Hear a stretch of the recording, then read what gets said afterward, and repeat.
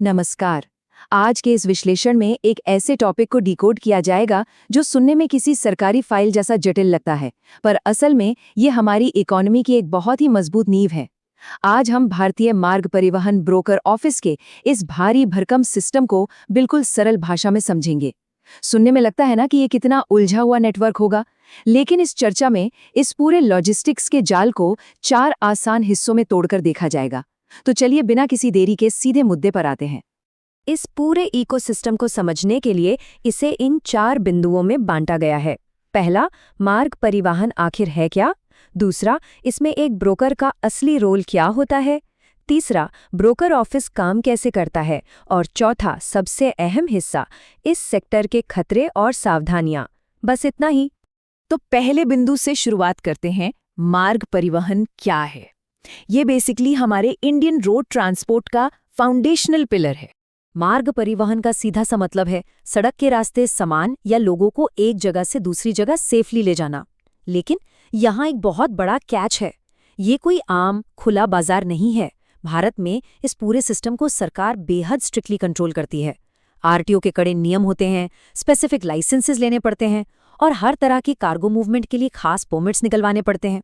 Basically सब कुछ कानूनी और सुरक्षित रखने के लिए ये एक हाईली रेगुलेटेड मशीनरी है। अब बढ़ते हैं दूसरे हिस्से की तरफ, ब्रोकर का असली रोल। ये आखिर इस पूरे सिस्टम का सबसे वाइटल मिडलमैन क्यों है? इस सप्लाई चेन को ध्यान से समझते हैं। स्टेप 1 पर है कस्टमर, जिसे अपना कार्गो भेजना है। स्टेप 3 पर है ट्रक ओनर, जिसके पास गाड़ी तो है पर फिलहाल लोड नहीं है। इन दोनों के बीच का जो मजबूत पुल है ना, स्टेप 2, वो है ब्रोकर, जिसके पास लोड है और जिसके पास ट्रक है। उन्हें एक दूसरे से मिलाना और एक सक्सेसफुल डील अरेंज करवाना, बस यही इस बिचौलिए का सबसे मुख्य काम है। और यहाँ आकर एक बहुत बड़ा मिथ टूट जाता है। लोग अक्सर सोचते हैं कि ब्रोकर के पास अपने खुद के बहुत सारे ट्रक्स होंगे, लेकिन सच्चाई ये है कि एक ब्रोकर खुद ट्रांसपोर्ट कंपनी नहीं होता। एकदम जीरो ट्रक्स। ये प्योरली एक मैचिंग सर्विस है। ये लोग सिर्फ डील फिक्स करवाते हैं और पूरी तरह से कमीशन बेसिस पर काम करते हैं। गाड़ियों के असली मालिक ये नहीं होते। है ना हैरानी की बात? तो चलिए अब तीसरे हिस्से पर आते हैं। आखिर एक फुल फ्लेज्ड ब्रोकर ऑफिस रोजाना ऑपरेट कैसे करता है? ये सारी कड़ियां एक साथ जुड़ती कैसे हैं?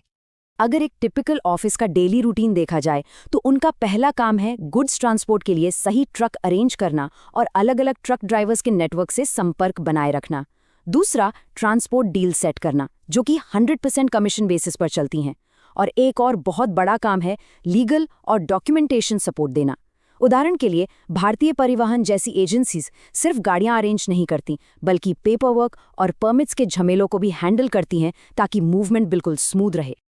अब आते हैं अपने चौथे और सबसे सीरियस हिस्से पर, सावधानियां और खतरे। इस लॉजिस्टिक्स इकोसिस्टम में सुरक्षित रहना बहुत जरूरी है। एक कड़वा सच ये है कि मार्केट में सारे ब्रोकर्स रिलायबल नहीं होते हैं। ये ऑफिसेज इस सप्लाई चेन के लिए ज़रूरी तो हैं, लेकिन इस इंडस्ट्री का एक डार्क साइड भी है। यहाँ फ्रॉड्स और गलत डॉक्यूमेंटेशन का रिस्क बिल्कुल आसमान छूता है। लाखों का कीमती सामान किसी अनजान व्यक्ति के भरोसे छोड़ देना एक बहुत बहुत बड़ा जोखिम हो सकता है। सेफ्टी और रिस्क के बीच का अंतर यहाँ बिल्कुल साफ दिखता है। अगर एक ट्रस्टेड और प्रॉपर्ली रजिस्टर्ड ट्रांसपोर्ट सर्विस के थ्रू काम होता है तो सामान की सुरक्षा लगभग तय होती है। वहीं दूसरी तरफ थोड़े से पैसे बचाने के चक्कर में बिना वेरीफाई किए किसी अनरिलायबल एजेंट पे भरोसा करना मैसिव फ्रॉड को खुद दावत देना है। सोचिए, अगर चेकिंग के वक्त परमिट फेक निकल गया ना, तो आरटीओ बॉर्डर पे भी सामान रोक लेगा और उसका पूरा का पूरा नुकसान सीधे मालिक को उठाना पड़ता है। तो इस पूरे विश्लेषण को देखने के बाद दिमाग में एक सबसे बड़ा सवाल आता है।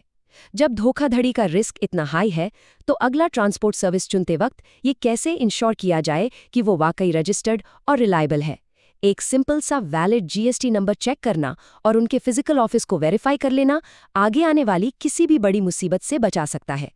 आखिरकार कीमती सामान के सेफ ट्रांसपोर्ट की जिम्मेदारी सिर्फ उस मिडलमैन की नहीं होती, बल्कि उसे भेजने वाले की भी होती है। ये एक ऐसी बात है जिस पर हमेशा विचार किया जाना चाहिए।